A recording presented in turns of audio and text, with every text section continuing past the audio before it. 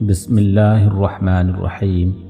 حضرت سیدنا اسد بن حارثہ ثقفی رضی اللہ تعالی عنہ حضرت سیدنا ابو ہریرہ رضی اللہ تعالی عنہ سے روایت کرتے ہیں کہ حضور صلی اللہ تعالی علیہ وآلہ وسلم نے 10 صحابہ کرام علیہم الرضوان پر مشتمل ایک قافلہ کسی محاذ پر روانہ فرمایا اور حضرت سیدنا عاصم بن ثابت رضی اللہ تعالی عنہ کو ان پر امیر مقرر فرمایا۔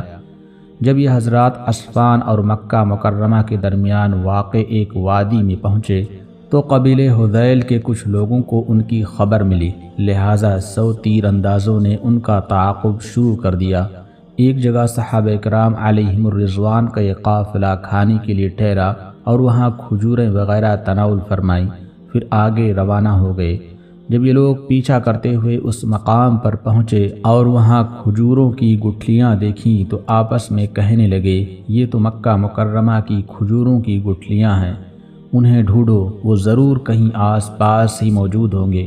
جب حضرت سیدنا عاصم بن ثابت رضی اللہ تعالی عنہ نے محسوس فرمایا کہ ہمارا پیچھا کیا جا رہا ہے تو آپ رضی اللہ تعالی عنہ تمام صحابہ کرام علیہم الرضوان کو لے کر ایک میدان میں آ گئے۔ جیسے ہی یہ میدان میں آئے تو دشمنوں نے انہیں گھیر لیا اور کہا، تم سب اپنے آپ کو ہمارے حوالے کر دو، ہم وعدہ کرتے ہیں کہ تمہیں قتل نہیں کریں گے۔ حضرت سیدنا عاصم بن ثابت رضی اللہ تعالی عنہ نے فرمایا، میں ہرگز کسی کافر کے وعدے کا اعتبار نہیں کروں گا، ہم اپنے آپ کو تمہارے حوالے نہیں کریں گے۔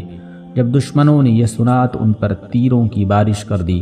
حضرت سیدنا عاصم رضی اللہ تعالی عنہ نے اللہ عز و جل کی بارگاہ میں دعا کے لیے ہاتھ اٹھا دیے اور عرض کی، اے میرے پروردگار عز و جل، ہماری اس حالت کی خبر رسول اللہ صلی اللہ تعالی علیہ وآلہ وسلم کو پہنچا دے۔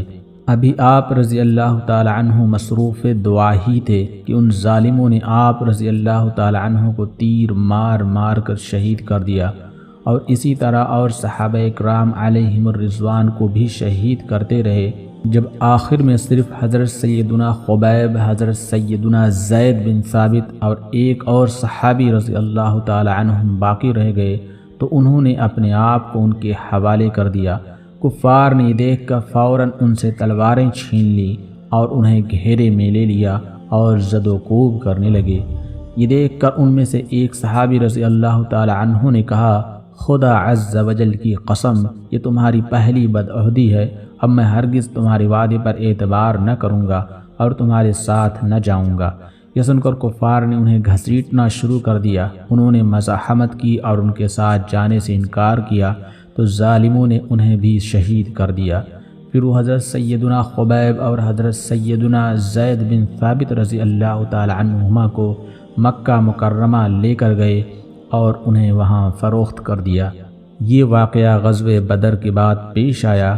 غزوہ بدر میں حضرت سیدنا خبیب رضی اللہ تعالی عنہ نے حارث بن عامر کو قتل کیا تھا، چنانچہ بنو حارث نے آپ رضی اللہ تعالی عنہ کو خرید لیا اور آپ رضی اللہ تعالی عنہ کو شہید کرنے کے لیے ایک دن مقرر کیا تاکہ آپ رضی اللہ تعالی عنہ کو شہید کر کے حارث بن عامر کے قتل کا بدلہ لے سکیں۔ پھر آپ رضی اللہ تعالی عنہ کو قید میں ڈال دیا گیا۔ ایک دن آپ رضی اللہ تعالی عنہ نے حارث کی لڑکی سے استرا مانگا تاکہ بال وغیرہ کاٹنے کے لیے اسے تیز کریں۔ لڑکی نے استرا دے دیا۔ تھوڑی دیر بعد اسی لڑکی کا ایک چھوٹا سا بچہ آپ رضی اللہ تعالی عنہ کے پاس آیا اور آپ رضی اللہ تعالی عنہ کی گود میں بیٹھ گیا۔ اس لڑکی کو یہ بات معلوم نہ تھی۔ جب وہ دوبارہ اس طرف آئی اور اس نے دیکھا کہ آپ رضی اللہ تعالی عنہ کے ہاتھ میں استرا ہے اور بچہ آپ رضی اللہ تعالی عنہ کی گود میں بیٹھا ہوا ہے تو وہ بہت خوف زدہ ہوئی کہ کہیں یہ میرے بچے کو قتل نہ کر دے۔ جب آپ رضی اللہ تعالی عنہ نے اسے خوف زدہ دیکھا تو فرمایا، کیا تو اس بات سے خوف زدہ ہے کہ میں اسے قتل کر دوں گا؟ اس نے کہا، ہاں۔ آپ رضی اللہ تعالی عنہ نے فرمایا، خدا عز و جل کی قسم، میں ہرگز ایسا نہیں کروں گا۔ پھر آپ رضی اللہ تعالی عنہ نے بچے کو اس کی طرف بھیج دیا۔ وہ لڑکی کہا کرتی تھی، خدا عز و جل کی قسم، میں نے خبیب رضی اللہ تعالی عنہ سے بہتر کوئی قیدی نہیں دیکھا۔ میں نے ایک دن دیکھا حضرت سیدنا خبیب رضی اللہ تعالی عنہ کے ہاتھ میں انگور کا ایک خوشہ تھا اور آپ رضی اللہ تعالی عنہ اس میں سے تناول فرما رہے تھے۔ حالانکہ ان دنوں مکہ مکرمہ میں کہیں بھی انگور نہ تھے، یہ رزق اللہ تعالیٰ نے انہیں عطا فرمایا تھا۔ اللہ تعالیٰ اپنے نیک بندوں کو ایسی ایسی جگہ سے رزق عطا فرماتا ہے کہ جہاں کا وہم و گمان بھی نہیں ہوتا۔ جب حضرت سیدنا خبیب رضی اللہ تعالی عنہ کو شہید کرنے کے لیے حدود حرم سے باہر لایا گیا تو اس مرد مجاہد کو کفار مکہ نے چاروں طرف سے گھیر لیا اور تماشائی بن کر ایک سچے عاشق رسول اور رب العالمین کی وحدانیت کا علی الاعلان اظہار کرنے والے مرد مومن کے گرد جمع ہو گئے۔ آپ رضی اللہ تعالی عنہ بالکل نہ گھبرائے اور آپ رضی اللہ تعالی عنہ کے پائے استقلال میں ذرہ برابر بھی کمی نہ آئی، بلکہ آپ رضی اللہ تعالی عنہ کے دل میں جلتی ہوئی ایمان کی شمع مزید روشن ہو گئی، اور آپ رضی اللہ تعالی عنہ نے ان کفار بد اطوار سے فرمایا، مجھے 2 رکعت ادا کر لینے دو تاکہ میں اپنے اس رب حقیقی عز و جل کی بارگاہ میں آخری بار سجدہ ریز ہو سکوں جس کے نام پر مجھے شہادت مل رہی ہے۔ انہوں نے اجازت دے دی اور آپ رضی اللہ تعالی عنہ کی بیڑیاں کھول دیں۔ آپ رضی اللہ تعالی عنہ نے قبلہ رو ہو کر نماز شروع فرما دی۔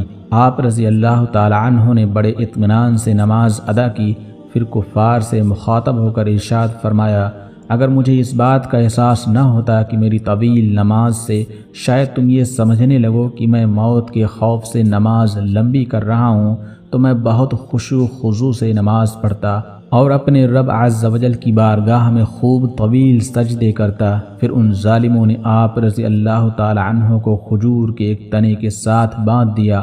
آپ رضی اللہ تعالی عنہ نے حضور صلی اللہ تعالی علیہ وآلہ وسلم کی بارگاہ بے کس پناہ میں استغاثہ پیش کیا اور یا محمدہ صلی اللہ تعالی علیہ وآلہ وسلم کی صدائیں بلند کی۔ پھر اللہ عز و جل کی بارگاہ میں اس طرح دعا کی، اے پروردگار عز و جل، تو ان سب کو چن چن کر تباہ و برباد کر دے اور ان میں سے کسی کو بھی باقی نہ رکھ۔ اس کے بعد ابو صروع بن عقبہ بن حارث آگے بڑھا اور اس ظالم نے ایک سچے عاشق رسول کو بڑی ہی بے دردی سے شہید کر دیا۔ غلامان محمد جان دینے سے نہیں ڈرتے، یہ سر کٹ جائے یا رہ جائے کچھ پرواہ نہیں کرتے۔ ناظرین گرامی، اس مرد مجاہد نے جان تو دے دی لیکن شمع ایمان کو کفر و شرک کی آندھیوں سے محفوظ رکھا۔ ان کی شہادت ہمارے لیے مشعل راہ ہے۔ انہوں نے وقت شہادت بھی نماز نہ چھوڑی، بس دل میں یہی آرزو مچل رہی تھی کہ وقت رخصت بھی اپنے رب عز و جل کی بارگاہ میں سر جھکا لوں اور اس کی عبادت کر لوں۔ اللہ عز و جل ہمیں بھی ان کے صدقے صبر و استقامت عطا فرمائے اور ہمارا خاتمہ بالخیر فرمائے، آمین بجاہ النبی الامین صلی اللہ تعالی علیہ وآلہ وسلم۔